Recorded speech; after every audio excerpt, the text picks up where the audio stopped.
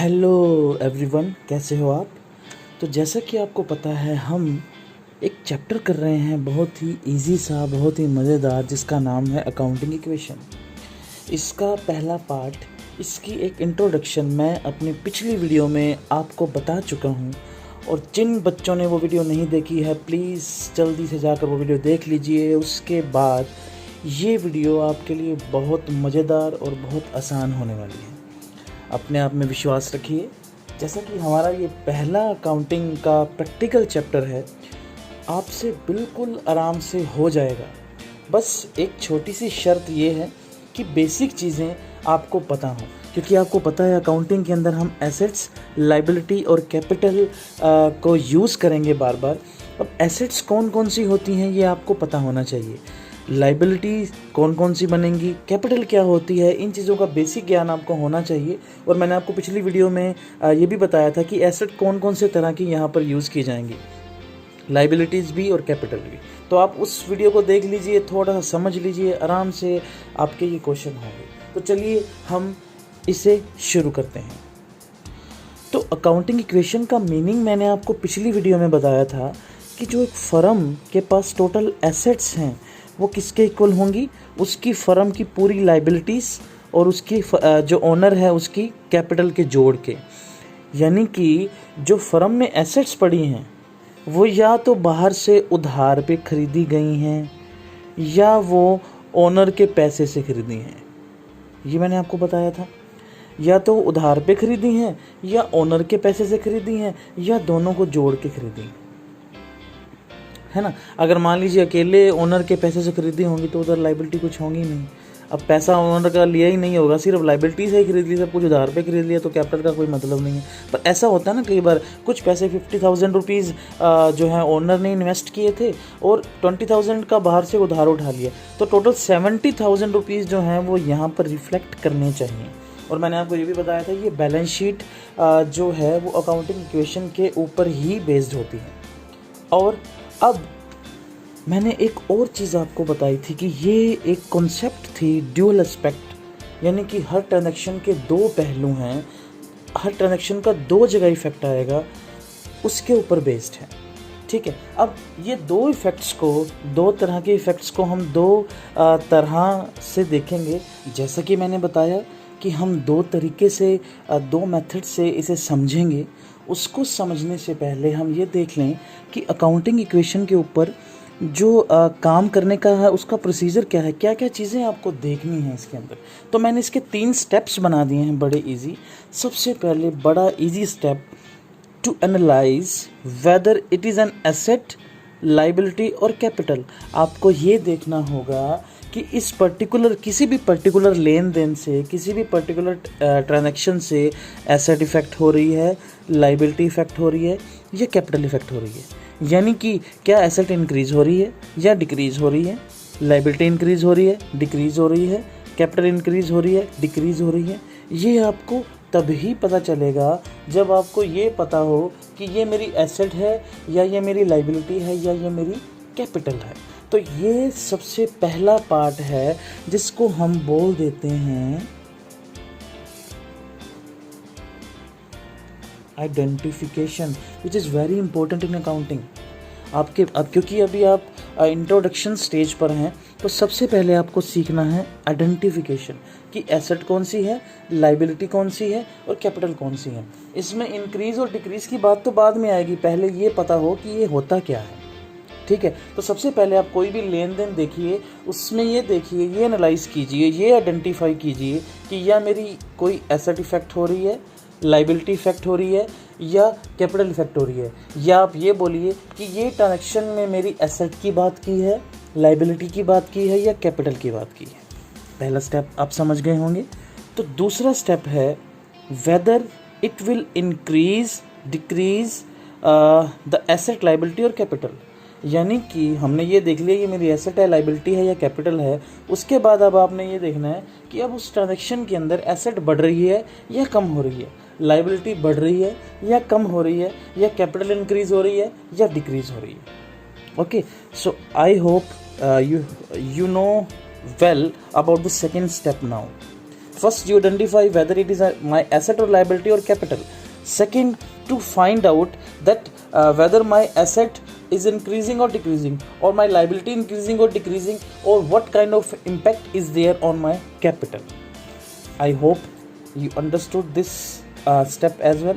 Now in the third step, we'll see whatever increase or decrease. And in the third step, now I will see whatever increase or decrease in there in my asset, liability or capital. I will record that impact on the particular side. यानी कि मैंने देख लिया मेरी asset है या liability है या कैपिटल है, फिर मैंने ये देखा क्या मेरी एसेट, लाइबिलिटी, कैपिटल इंक्रीज़ हो रही है या डिक्रीज़ हो रही है। उसके बाद आप तीसरे स्टेप में उसे क्या करेंगे, रिकॉर्ड करेंगे। यानी कि asset is equal to liability plus capital है, आप देखेंगे कि वो पर्टिकुलर ट्रांजैक्शन किस जगह पर जानी चाहिए, वहाँ पे लिख देंगे। आई होप आपको समझ आ गया। तो ये जो था प्रोसीजर था सबसे पहले, ठीक है। तो अब कौन कौन से और किस तरह के इम्पैक्ट्स आएंगे वो हम देखेंगे अब। तो पहला जो है, ट्रांजैक्शन अफेक्टिंग टू आइटम्स, यानी कि दो आइटम्स के ऊपर अपना इफेक्ट डालेंगे। कैसे? सबसे पहले है increase in asset and increase in liability. यानी कि आपकी जो ट्रांजैक्शन है ना, कोई भी जो लेन देन हुआ है उसमें क्या हो रहा है, आपकी एसेट भी इंक्रीज़ हो रही है, एसेट भी आपकी इंक्रीज़ हो रही है और लाइबिलिटी भी इंक्रीज़ हो रही है। तो आप मुझे बता सकते हैं इसका क्या एग्जांपल होगा जिसमें आपकी एसेट भी बढ़ रही हो और लाइबिलिटी भी बढ़ रही हो। आप इसे पॉज कीजिए और इसे सोचिए 2 मिनट के लिए। तो बेटा इसका एग्जांपल होगा क्रेडिट परचेज ऑफ स्टॉक। जैसे मान लीजिए आपने उधार पे स्टॉक परचेज कर लिया, तो स्टॉक आपकी क्या होती है, एसेट होती है। तो एक तरफ तो आपकी एसेट इंक्रीज़ हो गई, दूसरी तरफ क्योंकि आपने ये स्टॉक कैसे परचेज किया था, ऑन क्रेडिट, यानी कि उधार पे परचेज किया था। उधार पे परचेज करेंगे तो हमारे क्रेडिटर भी इंक्रीज़ हो जाएंगे, यानी कि हमारे लेनदार बढ़ जाएंगे, जिन लोगों ने हमसे पैसा लेना होगा। और जिन लोगों ने हमसे पैसा लेना होगा उन्हें हम क्या बोलते हैं, ओवरऑल लाइबिलिटी। यानी कि उधार पे जब स्टॉक परचेज करेंगे तो एक तरफ तो हमारी एसेट इंक्रीज़ हो जाएगी और दूसरी तरफ हमारी लाइबिलिटी इंक्रीज़ हो जाएगी। आई होप आपको अंडरस्टैंड हो गया ये। सेकंड, इसका एग्जांपल बन सकता है लोन टेकन फ्रॉम बैंक। यानी कि हमने बैंक से लोन ले लिया। अब इसमें जब लोन लेंगे तो कैश की फॉर्म में आ जाएगा, बैंक में हमारे पैसा आ जाएगा, तो हमारी एसेट इंक्रीज़ हो जाएगी, दूसरी तरफ लाइबिलिटी भी इंक्रीज़ हो जाएगी, क्योंकि अब लोन चुकाना तो पड़ेगा ना भैया, है ना। तो ये एग्जांपल हो गया जब एक एसेट भी बढ़ रही है और एक लाइबिलिटी भी बढ़ रही है, ठीक है। यानी कि जैसे asset is equal to liability plus capital है, तो एक चीज़ यहाँ पे भी बढ़ा देंगे। मान लीजिए 500 रुपये की ट्रांजैक्शन है, एसेट भी बढ़ रही है, 500 की एसेट बढ़ गई। जैसे मान लो 500 का लोन ले लिया, तो 500 का लोन ले ली तो 500 कैश में आ जाएंगे भैया, एसेट बढ़ गई, एसेट वाली साइड में, और इधर 500 की लाइबिलिटी भी इंक्रीज, कैपिटल उतनी कितनी रहेगी, तो यानी कि ये जोड़ फिर क्या आ जाएगा, इक्वल आ जाएगा, ठीक है। नेक्स्ट टॉपिक देखें। ओके, नेक्स्ट है decrease in liability, decrease in asset. यानी कि ट्रांजैक्शन ऐसे है जिसमें आपकी लाइबिलिटी भी क्या हो रही है, डिक्रीज हो रही है, और आपकी एसेट भी क्या हो रही है, डिक्रीज हो रही है। यानी कि जब asset is equal to liability plus capital है तो आपकी लाइबिलिटी भी क्या हो रही है, डिक्रीज, और एसेट भी क्या हो रही है, डिक्रीज। बेटा तभी तो ये इक्वल आएगा। जब अगर मान लीजिए इसमें से मैं एक साइड को कम कर देता हूँ, इससे उतना रखता हूँ, तो ये फिर ये जो बराबर का साइन है, जो इक्वल का साइन है, ये तो गलत हो जाएगा, है ना। एसेट भी कम हो रही है और लाइबिलिटी भी कम हो रही है उस अमाउंट से। अब ये कैसे होगा, तो इसका एग्जांपल आप सोच लीजिए 2 मिनट के लिए पॉज करके। तो मैं आपको बता देता हूँ। इसका एग्जांपल बनेगा payment made to a creditor. जिस बंदे ने आपसे पैसा लेना था, आपने उसको पेमेंट कर दी, ले भैया अपने पैसे ले जाओ। तो होगा क्या, जो कैश होगा एक तो वो कम हो जाएगा और आपकी लाइबिलिटीज़ कम हो जाएंगी, क्योंकि अब लोन जिन लोगों को चुकाने थे वो लोग कम हो गए ना। तो कैश आपकी किस तरफ आती है, एसेट साइड, एसेट कम हो गई, और क्रेडिटर किस तरफ आएंगे, लाइबिलिटीज़ में, तो लाइबिलिटी कम हो जाएगी। आई होप आपको समझ आ गया सेकेंड पार्ट। थर्ड पार्ट देखिए, थर्ड एग्जाम्पल देखिए, increase in asset and increase in owner equity. Owner equity को कैपिटल भी बोला जाता है, या आप ये बोलिए कैपिटल को ओनर इक्विटी भी बोला जाता है, ठीक है। यानी कि एक तरफ तो आपकी क्या इंक्रीज हो रही है, एसेट, दूसरी तरफ क्या इंक्रीज हो रही है, कैपिटल। ये कैसे होगा, जब ओनर बिजनेस में पैसा इन्वेस्ट कर देगा। जब ओनर बिजनेस में पैसा इन्वेस्ट कर देगा तो एक तरफ तो कैश बढ़ जाएगा, क्योंकि बिजनेस में कैश ओनर लगा देगा ना। दूसरी तरफ क्या उसकी बिजनेस में क्या इंक्रीज़ हो जाएगी, side by side capital increase हो जाएगी। ठीक है, तो एसेट भी इंक्रीज़ हो गई और ओनर की इक्विटी भी इंक्रीज़ हो गई। चले नेक्स्ट एग्जांपल की तरफ, तो चलते हैं। Decrease in owner equity, decrease in asset, यानी कि एसेट भी कम हो रही है और मालिक की कैपिटल भी कम हो रही है। कैसे होगा, वो क्या कर ले, ड्राइंग जिन लोगों ने बेसिक टर्म्स सीख रखी हैं उसे पता होता है ड्राइंग क्या होता है। ड्राइंग पर्सनल यूज़ के लिए पैसे निकाल लेना बिजनेस में से, उसे ड्राइंग बोला जाता है ना। अब पैसे भी निकाले जा सकते हैं, कोई गुड्स भी निकाले जा सकते हैं, एनीथिंग जो भी मालिक ने इन्वेस्ट किया है उसे वो विड्रॉ कर ले, निकाल ले पर्सनल यूज़ के लिए, तो उसे ड्राइंग बोला जाता है। तो मान लीजिए ओनर ने 5000 रुपीज़ विड्रॉ कर लिए एज अ ड्राइंग, तो asset is equal to liability plus capital होता है। 5000 रुपये कैश निकाल लिए, तो कैश किस तरफ आती है, एसेट की तरफ, तो 5000 रुपये माइनस हो जाएंगे। दूसरी तरफ क्या डिक्रीज़ हो जाएगी, कैपिटल भी तो डिक्रीज़ हो जाएगी। 5000 रुपये जब वापस ही निकाल के ले गया तो इन्वेस्टमेंट कम हो गई ना। तो यानी कि कैपिटल भी डिक्रीज़ हो गई और एसेट भी डिक्रीज़ हो गई। आई होप आपको समझ आ गया। तो चलें नेक्स्ट एग्जांपल की तरफ। एक ऐसी ट्रांजैक्शन जिसमें एसेट भी कम हो रही है और दूसरी एसेट इंक्रीज़ हो रही है, यानी कि एसेट साइड में ही एक एसेट बढ़ गई दूसरी कम हो गई। इसका एग्जांपल सोच सकते हैं आप अपने माइंड में, जो मैंने लिख रखा है आप देख लीजिए। रिसीव्ड फ्रॉम डेटर्स, यानी कि आपके जो लोग ऐसे थे जिन्हें आपने क्रेडिट पे माल बेच रखा था, आपने उनसे पेमेंट रिसीव कर ली। डेटर भी आपकी एसेट होती है, जिन लोगों से हमने पैसा लेना होता है ना, जिन्हें हमने उधार पे माल बेचा होगा, वो हमारे क्या बन जाएंगे, डेटर्स। अब वो डेटर भी मेरी क्या होती है, एसेट। और अब ट्रांजैक्शन क्या है, जिन लोगों से मैंने पैसा लेना था, जो डेटर्स थे वो एसेट साइड में लिखे होंगे भी, मेरे इतने के 5000 रुपये के डेटर थे। अब उनसे मेरे पास कैश आ गया, तो ये डेटर तो क्या हो जाएंगे, कम हो जाएंगे, माइनस हो जाएंगे, और कैश क्या हो जाएगा, बढ़ जाएगा, इंक्रीज़ हो जाएगा। यानी कि 5000 यहाँ पे कम हो गए एसेट साइड में, और एसेट साइड में 5000 कैश इंक्रीज़ हो गया। तो यानी कि एक एसेट कम हो गई और दूसरी एसेट बढ़ गई, तो इम्पैक्ट क्या रहेगा, इक्वल इम्पैक्ट ही रहेगा। एक चीज़ बढ़ गई दूसरी कम हो गई, ना लाइबिलिटी पे कोई इफेक्ट आया ना कैपिटल पे कोई इफेक्ट आया। ठीक है, अब ये तो थी जो सिर्फ दो आइटम्स को, एक ही टाइम पे दो आइटम्स को इफेक्ट कर रही थी। अब एक ऐसी ट्रांजैक्शन मैं आपको बताऊंगा जो एक ही टाइम पर 3 आइटम्स को इफेक्ट करेगी। चलिए शुरू करते हैं। जैसे फॉर एग्जांपल आपने क्या किया, सोल्ड और sale is made in cash for ₹30,000। आपने 30,000 रुपये की कैश सेल कर दी, नगद माल बेच दिया 30,000 रुपीज़ का। जो माल आपने बेचा उसकी कॉस्ट कितनी थी, 25,000 रुपये, और आपने प्रॉफिट कितना कमा लिया होगा, यानी कि 5,000 रुपये। अब इसका इफेक्ट देखो क्या पड़ेगा। अब जैसे एसेट साइड में स्टॉक पड़ा होगा, अब स्टॉक जब बेच दिया तो 25,000 रुपये से क्या हो जाएगा, माइनस हो जाएगा। स्टॉक कितने से माइनस हो गया, 25,000 रुपये से। अब बेचा कितने में, 30,000 रुपये में बेचा है ना, तो एसेट साइड में कैश कितना आ जाएगा, 30,000। एसेट साइड में कम तो हुई है 25,000 की, और बढ़ कितनी गई 30,000 से, यानी कि 5,000 रुपये ये टोटल एसेट साइड इंक्रीज़ हो जाएगी, है ना। अब ये इंक्रीज़ हो गई, अब इस तरफ कहीं पे इफेक्ट जाएगा इसका, यानी कि यहाँ पे भी इफेक्ट आ गया इसका, यहाँ पे भी इफेक्ट आ गया। अब जब ये 5,000 बढ़ गई तो ये इक्वल वाला साइन तो गलत हो गया। तो अब क्या होगा बेटा, मैंने बिल्कुल जो पहली वीडियो में बताया था, जब कोई एक्सपेंस होता है या कोई प्रॉफिट होता है, वो आपकी इन्वेस्टमेंट को, यानी कि आपकी कैपिटल को क्या कर देता है, इंक्रीज़ कर देता है। जब आपकी इन्वेस्टमेंट के ऊपर आपको रिटर्न मिलेगी तो आपकी कैपिटल इंक्रीज़ होगी ना, आपकी इन्वेस्टमेंट बढ़ेगी ना, तो 5,000 वाला प्रॉफिट एक यहाँ पर क्या हो जाएगा, प्लस हो जाएगा। अब देखो कहाँ कहाँ इफेक्ट आया, स्टॉक 25,000 से कम हो, क्योंकि माल 25,000 का ही गया हमारे से, और कैश कितना आ गया, 30,000, क्योंकि बेचा तो 25 का माल 30 में बेचा है, तो 30 कैश आ गया। अब 5,000 रुपये की बढ़ोतरी कहाँ चली जाएगी, आपकी इन्वेस्टमेंट में। तो 3 जगह इफेक्ट आ गया ना, 1, 2 और 3।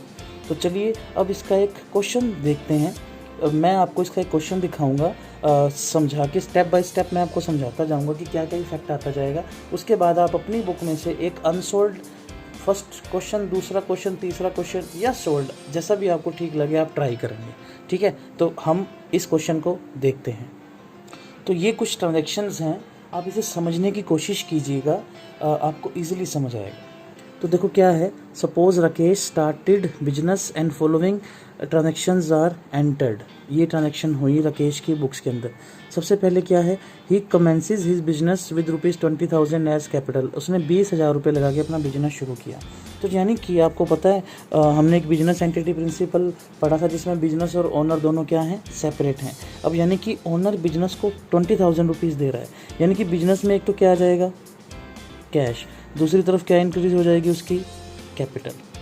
ठीक है, दोनों साइड इक्वल हो गई, यानी कि बिजनेस में 20,000 रुपये का कैश भी आ गया और बिजनेस में 20,000 रुपये की कैपिटल भी आ गई। ठीक है, एसेट भी आ गई क्योंकि कैश आपकी एसेट होती है और इक्वल अमाउंट से आपकी कैपिटल भी इंक्रीज हो गई। आ गई ये ट्रांजेक्शन समझ में। अब नेक्स्ट ट्रांजेक्शन समझिए, purchases furniture for ₹500 in cash. अब 500 रुपये का फर्नीचर नगद खरीद लिया। अब इससे इफेक्ट क्या पड़ेगा, 500 रुपये का फर्नीचर खरीद लिया। फर्नीचर आपकी क्या होती है, सोचिए ज़रा, फर्नीचर आपकी एसेट होती है और 500 रुपीज़ क्या है आपकी एसेट। यानी कि एक एसेट बढ़ रही है, दूसरी एसेट कम हो रही है, क्योंकि किसी को 500 रुपीज़ बिजनेस में से दे देंगे, वो आपको क्या दे देगा, फर्नीचर दे देगा। यानी कि नई ट्रांजैक्शन क्या बनेगी, देखो ओल्ड बैलेंस क्या था, 20,000 का कैश था, फर्नीचर 0 था, लाइबिलिटी कुछ भी नहीं थी क्योंकि उधार पे हमने अभी तक कुछ लिया नहीं था, और राकेश की कैपिटल कितनी थी, 20,000 रुपये। अब देखो जब 500 रुपये का फर्नीचर खरीद लिया तो उसका इफेक्ट देखो क्या आएगा, 500 रुपीज़ कैश से चले जाएंगे और 500 रुपीज़ का फर्नीचर आ जाएगा। यहाँ पे लाइबिलिटी में कोई इफेक्ट नहीं, कैपिटल में कोई इफेक्ट नहीं, क्योंकि ना तो कोई एक्सपेंस हुआ कि बदले में हमें कुछ मिला नहीं और ना ही कोई लॉस हुआ। तो यानी कि आपकी कैश जो है 19,500 रुपये रह गया साथ के साथ। ठीक है, और साथ में बदले में 500 रुपये का फर्नीचर आ गया, तो टोटल एसेट कितनी हो गई, अब 20,000 की हो गई ना, और ये 20,000 इक्वल हो गया। अब नेक्स्ट देखो, purchases goods for ₹1,000 in cash. अब 1,000 रुपये का माल खरीद लिया आपने। गुड्स आपको पता है ना, हम उन चीज़ों के लिए यूज़ करते हैं जो बिजनेस में रीसेल पर्पस के लिए हम परचेज़ करते हैं, ये भी मैंने बेसिक टर्म में बताया था। अब 1,000 रुपये का माल नगद खरीद लिया। अब इससे क्या होगा, अब जो गुड्स आएगा, गुड्स बिजनेस के लिए क्या होती है, क्या होती है, एसेट लाइबिलिटी कैपिटल क्या होती है, ये बेटा होती है हमारी एसेट। ठीक है, स्टॉक होता है ना, गुड्स आएगा तो स्टॉक बनेगा तो एसेट हो जाएगी। तो 1,000 रुपये की एसेट खरीद ली हमने। और अब क्या होगा, पहली ट्रांजैक्शन क्या थी, 19,500 थी और 500 का फर्नीचर पड़ा था। अब स्टॉक हमारे पास पहले कुछ था नहीं, 0 था, ये पुरानी ट्रांजैक्शन थी ना। अब नई ट्रांजैक्शन देखो क्या बनेगी, 1,000 रुपये कैश में कम हो जाएंगे क्योंकि चले गए, स्टॉक खरीद लिया। फर्नीचर पे कोई इफेक्ट पड़ेगा नहीं, 0 इफेक्ट आया, तो फर्नीचर उतने का उतना ही। स्टॉक पे कुछ इफेक्ट पड़ेगा, जी हाँ, 1,000 रुपये का स्टॉक इंक्रीज़ हो जाएगा। तो यानी कि 18,500 का आपके पास कैश पड़ा है, 500 रुपये का फर्नीचर पड़ा है, यानी कि कितने हो गए, 19,000 रुपये प्लस 1,000 रुपये का स्टॉक पड़ा है, तो कितने पैसे हो गए, 20,000 रुपीज़। तो इक्वल होगी ट्रांजैक्शन फिर। ठीक है, अब नेक्स्ट ट्रांजैक्शन देखिए, purchases goods for ₹2,000 on credit. अब 2,000 रुपये का माल उधार परचेज किया, इसका इफेक्ट बताओ तो मैं जानूँ। अब देखो बेटा, जब गुड्स परचेज किया ऑब्वियसली आपके पास क्या आ गया, स्टॉक आ गया। अब ये कैसे परचेज किया, क्रेडिट पे, यानी कि उधार परचेज किया है। तो क्या इस केस में कैश जाएगा, आपसे कैश जाएगा नहीं। उधार परचेज करते हैं तो हमारी कोरस्पोंडेंस क्या इंक्रीज़ हो जाएगी, लायबिलिटी इंक्रीज़ हो जाएगी ना। तो होगा क्या, अब स्टॉक में 2,000 रुपये का माल और जुड़ जाएगा और 2,000 रुपये की लायबिलिटी और इंक्रीज़ हो जाएगी। देखिए कैसे, तो नई ट्रांजैक्शन क्या बन गई, कैश तो गया ही नहीं क्योंकि उधार पे खरीदा है, फर्नीचर पे कोई इफेक्ट पड़ा ही नहीं, उतने का उतना है। स्टॉक 1,000 का था, अब 2,000 रुपये का और आ गया, स्टॉक तो इंक्रीज़ होगा ना। तो टोटल कितना हो जाएगा, 18,500, 18,500 प्लस 500 रुपीज़ हो गए 19 प्लस 3 22,000। अब साथ में क्रेडिटर बढ़े जाएंगे ना 2,000 रुपये के, क्योंकि लायबिलिटी होती है क्रेडिटर आपकी। अब 20 और 2 22 इक्वल हो गया। अब नेक्स्ट देखो, sold goods costing ₹2,500 on credit for ₹4,000। 2,500 रुपये का माल 4,000 रुपये में बेच दिया, वो भी उधार। यानी कि एक तो इसमें आपको सीधा सीधा पता चल रहा है 1,500 रुपये का क्या हो जाएगा, आपको प्रॉफिट हो जाएगा ना। यानी कि आपको सीधा ही पता चल गया 1,500 रुपीज़ का क्या हो रहा है, प्रॉफिट। और प्रॉफिट कहाँ पे ऐड होता है, एक तो क्लियर ही हो गया, इससे हमारी इन्वेस्टमेंट इंक्रीज होती है, कैपिटल में ऐड होगा, ये तो आपको पहले ही पता चल गया। तो देखो आपके पास कॉस्ट, कितनी कॉस्ट का माल गया है, 2,500 का, यानी हमारे से गुड्स कितने का गया है, 2,500 रुपये का। 2,500 रुपये का तो स्टॉक में से माइनस हो गया, ठीक है। और 4,000 रुपये का वो उधार पे बेचा है। जब हम किसी को उधार पे बेचते हैं तो वो हमारा क्या बन जाता है, डेटर। क्या बन जाता है, डेटर। जिस बंदे से हमने पैसे लेने होते हैं वो हमारा कौन होता है, डेटर। और डेटर हमारी क्या होती है, एसेट। क्या होती है, एसेट। यानी कि कैश पे कोई इफेक्ट नहीं आया क्योंकि उधार की है, फर्नीचर पे कोई इफेक्ट नहीं आया, स्टॉक 2500 रुपये से कम हो गया, ठीक है, डेटर 4000 से बढ़ गए, 2500 का माल 4000 में बेचता, तो डेटर हमारे कितने से बनेंगे, 4000 में बनेंगे ना। तो यानी कि ये 18500, ये 500, 19, 19 और 4 23, 23 प्लस 500, 23,500 हो गया। यहाँ तक समझ आ गया। उसके बाद क्रेडिटर पे कुछ इफेक्ट पड़ा नहीं। अब प्रॉफिट पे तो इफेक्ट पड़ेगा ना, कैपिटल पे तो इफेक्ट पड़ेगा। 1500 रुपये का जो प्रॉफिट आया है वो कहाँ जाएगा, ऐड होगा ना कैपिटल में, इन्वेस्टमेंट में। तो 20,000 रुपये में प्रॉफिट मैंने जोड़ दिया, कितना आ गया, 21,500, 21 और 2 23,500, ये भी 23,500। ये बात समझ आ गई। अब अगली चीज़ देखिए, नेक्स्ट है paid 1000 for rent and 5000 for salaries.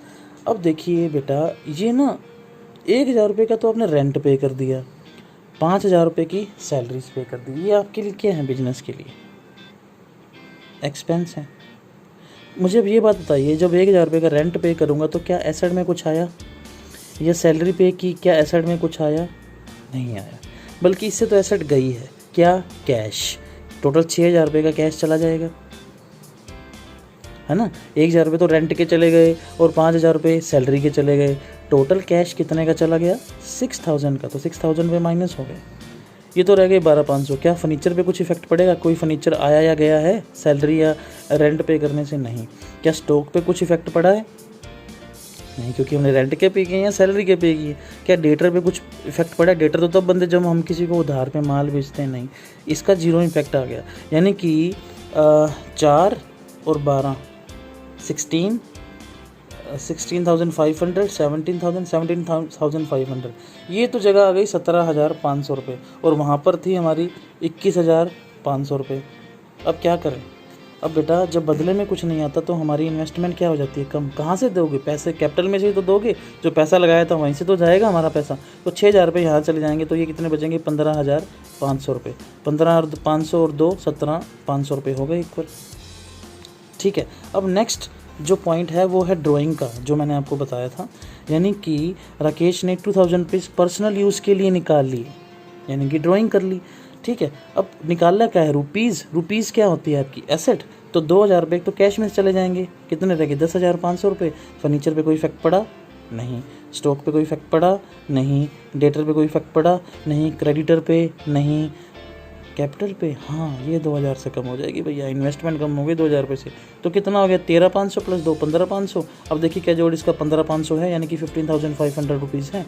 10,500 plus 500 11, 11 plus 4 15, 15 plus 500 15,500 हो गया इक्वल।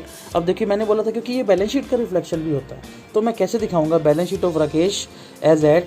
अब क्रेडिटर कितने के हैं, 2000 रुपये के, 2000 रुपये के दिखा दीजिए।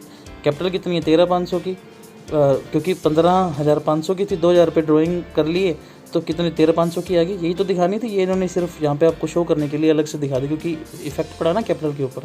15,500 आ गई। दूसरे तरफ देखो कैश कितना 10,500, ठीक है, फर्नीचर 500 और स्टॉक 500 और डेटर 4,000, तो दोनों साइड क्या आ गई, इक्वल। तो आई होप आपको ये कॉन्सेप्ट कुछ क्लियर हुआ होगा अकाउंटिंग इक्वेशन का। अब उन बच्चों की बात मैं बता दूं जिन बच्चों को स्टार्टिंग में कोई डाउट रहता है ना, वो घबराएं नहीं, ये एक नेचुरल फिनोमिना है। जब +2 वाले बच्चे +1 में आए थे ना, जो पहले वाले जो आपके सीनियर हैं उनको भी डाउट था, उससे पहले वाले जो +1 में थे उनको भी डाउट था। यानी कि ये आपके लिए एक नई चीज़ है, धीरे धीरे आपके माइंड में ये जगह बना लेगी, तो घबराने का नहीं, इसे बार बार करते रहने का आपको, ठीक है। तो मैं अब नेक्स्ट वीडियो में आपकी DK गोयल बुक को कैरी फॉरवर्ड करूँगा, उसके कुछ क्वेश्चंस करवाऊँगा। आपने अब 1 या 2 क्वेश्चन अपनी तरफ से करके देखने हैं कि आप कर पा रहे हैं या नहीं। अगर आपको कोई डाउट आए तो प्लीज़ मुझे बताइएगा, हमने व्हाट्सएप का ग्रुप बना रखा है। तो हम मिलेंगे नेक्स्ट वीडियो में, तब तक के लिए गुड बाय।